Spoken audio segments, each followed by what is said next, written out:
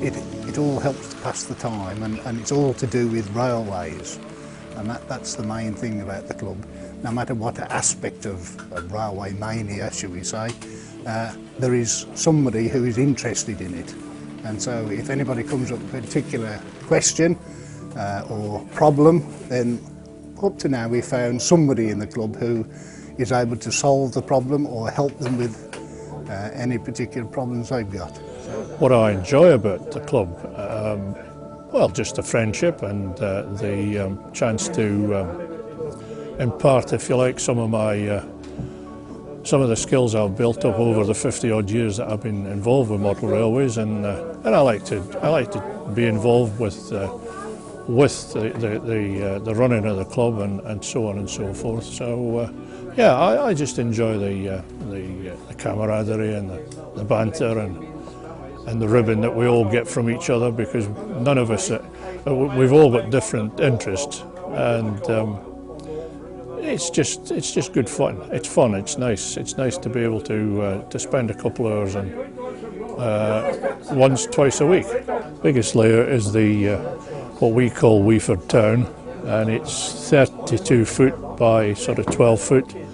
It's double track main line with a branch going up to the high level station, which has 4 platforms, a small goods yard, and there's also an engine shed which services all the locos that are used on the trains up and down from Lichfield Town station. We recently, about 5 years ago, started an extension which now provides us with an out and back layout, rather than going from Lichfield Town down to the lower level and just going round in circles. So now we can go from point A to point B. It's been in existence about 15 years in its current form. It was actually at our original clubhouse, which used to be in Witchner. It's been developed as we speak, because we're talking of changing one of the junctions to make it more realistic. It has semaphore signals. At the moment they don't work. It is proposed that they will work in conjunction with the various points and so forth that are all motorised, and it can be used on either DC or DCC, and we can run trains up to 15 coaches long, and we can get 10 coaches in the various stations.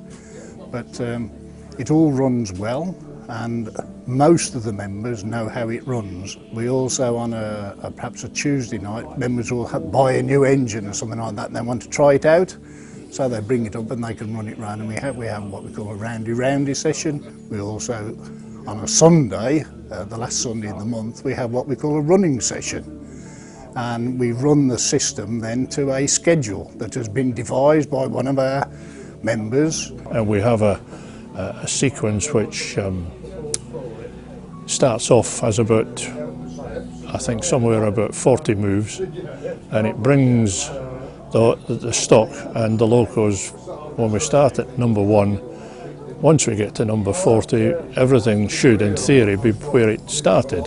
And we need something like 7 operators to actually operate it properly, and it runs to a timed schedule, which is very interesting, because it's just like the old railway used to be. And when we get the right people, what we call the A-team, instead of a bell code, we shout instructions to each other. In other words, can you accept a particular train?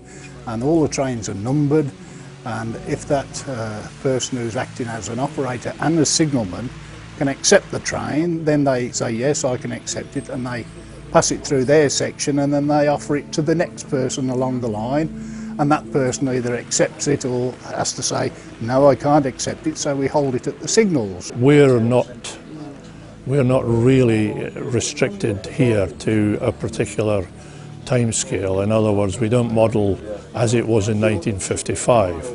Some people are very strict on that, but we have to, as a club, we have to cater for everybody.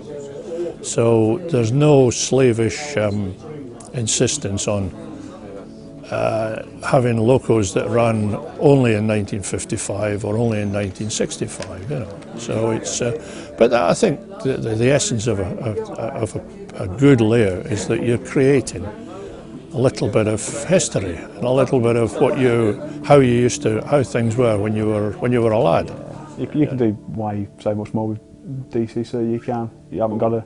I mean, with normal analogue, you've got to turn all your sections off so the trains don't start moving around. But with digital, you can just park your train in the siding, especially with the sound loco, just leave them ticking over and just go and mess with some of the stuff. You can leave it there 10, 15, an hour, and it'll just keep rumbling away merrily to itself. New members coming in, especially now we've done our own show as well. We've sort of put ourselves back onto the show circuit again. We're getting a good reputation, taking our layouts to the shows as well. So it all seems to be boding well for the club. I think it's not going to be a permanent fixture for the club now. Do a show in September. There's not many shows in September, so you're not clashing with many things and trying to fight to pull people into your show.